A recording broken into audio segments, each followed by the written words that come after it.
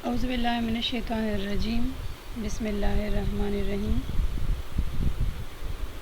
Object oriented programming में आज जो मैं आपको प्रोग्राम करा रही हूँ वो ऑपरेटर ओवरलोडिंग है। एक प्रोग्राम इस टॉपिक में हो चुका है ऑलरेडी, जिसमें हमने प्लस ऑपरेटर को ओवरलोड किया था। अभी हम इसमें माइनस ऑपरेटर को ओवरलोड करूँगी। बिल्कुल सेम उसी तरीके की तरह है, बस सिर्फ साइन का डिफरेंस है। ठीक है, तो स्टार्ट करते हैं।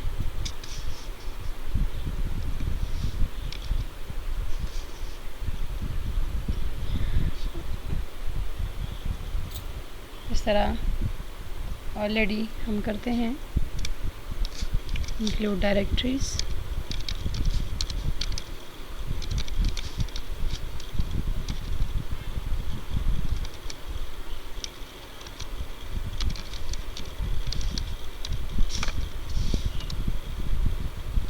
देन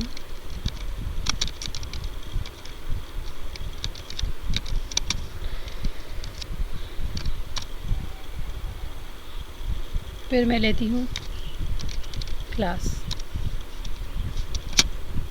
में लेती हूँ टेस्ट क्लास। इसका क्लास नेम हो गया, and then the body of the class. Body में हम प्राइवेट मेंबर, डेटा मेंबर्स को इनिशियलाइज करके एंड काउंट, और फिर हम पब्लिकली एक कंस्ट्रक्टर को डिक्लेयर करेंगे पब्लिक, और कंस्ट्रक्टर के लिए हम क्या करते हैं, class name with no return type. ठीक है, इसको नेक्स्ट लाइन पे करती हूँ ज़रा इजीली रीडेबल हो। एंड इसमें कोई मैं पैरामीटर पास नहीं करी, तो इसलिए मैं पैरेंथेसिस के अंदर कोई कुछ नहीं लगा रही। और काउंट जो मेरे पास इंटीजर वैल्यू है उसको मैं 5 असाइन करती हूँ, असाइन 5 की वैल्यू इसको असाइन करती हूँ। फिर क्या, इस कंस्ट्रक्टर की बॉडी जो कि एमटीएस में कुछ काम नहीं करी। अब मैंने माइनस ऑपरेटर को वो करना है, ओवरलोड करना है। जैसे मैंने पहले बताया कि ओवरलोडिंग का मतलब ये है, ऑपरेटर ओवरलोडिंग के हम उस ऑपरेटर से दो काम लेते हैं। फंक्शन में हम इसको जो है जिस तरह हमने वाइड ऑपरेटर माइनस को हमने वो करना है फंक्शन के अंदर, हमने फिर उसी ऑपरेटर पे वही करस्पॉन्डिंग ऑपरेशन को अप्लाई कर, ऑपरेशन को हमने उस पर अप्लाई करना है। मतलब अगर माइनस है तो इंक्रीमेंट होगा, डिक्रीमेंट होगा, प्लस है तो इंक्रीमेंट होगा, एंड सो ऑन। अगर उसके लिए हम फंक्शन यूज़ करेंगे, कोई भी नेम उसका हो with that sign, with that operator जो उसको हमने ओवरलोड करना है। और फिर फंक्शन की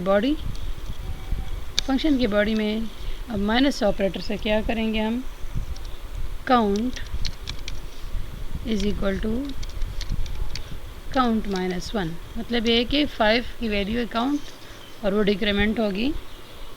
ठीक है, -1 से 1 से डिक्रीमेंट होगी, तो -1 होगा तो 1 से डिक्रीमेंट होगी। एंड यहाँ पे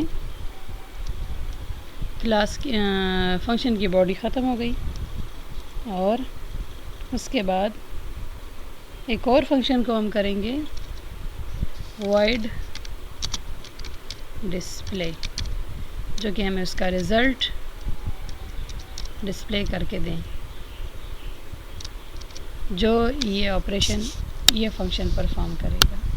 इसके अगेंस्ट हमें वो वैल्यू डिस्प्ले करें। क्या करेंगे हम, सी आउट फॉलोड बाय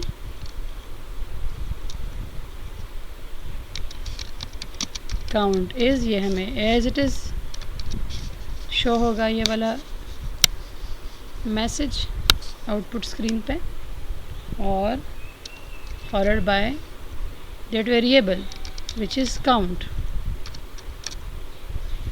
यहाँ पे हमारी फंक्शन की बॉडी ख़त्म हो गई है और यहाँ पे क्लास की बॉडी ख़त्म। अब हम आएंगे मेन फंक्शन पे।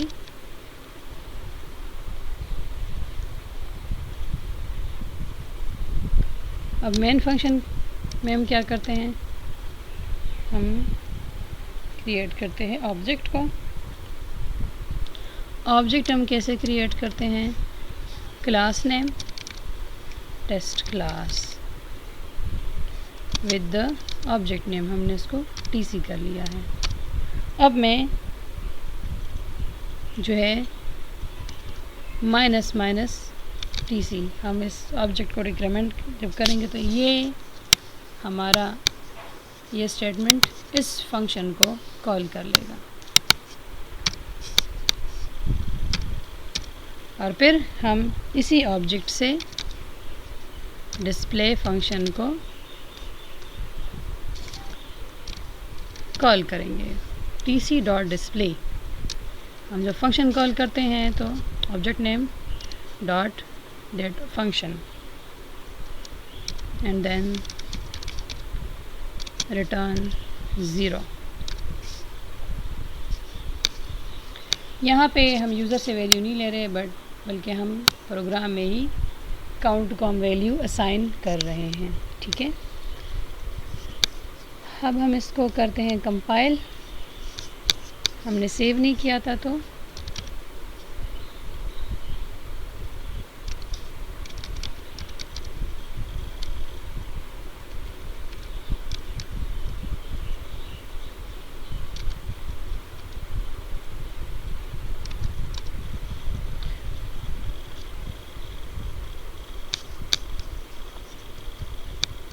Zero error. अब क्या हो जाएगा, इसका हम एग्ज़ीक्यूट करते हैं।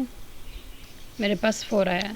4 क्यों आया, क्योंकि मैंने इनिशियली 5 असाइन किया था काउंट को, और जब ये 5 असाइन हो गया तो यहाँ पे इस फंक्शन ने जो है इसको -1 कर लिया तो ये 4 हो गया। ठीक है, सो यहाँ पे हमने माइनस ऑपरेटर को ओवरलोड कर लिया है। ठीक है, सो आप आई थिंक इस प्रोग्राम की आप लोगों को समझ आ गई होगी।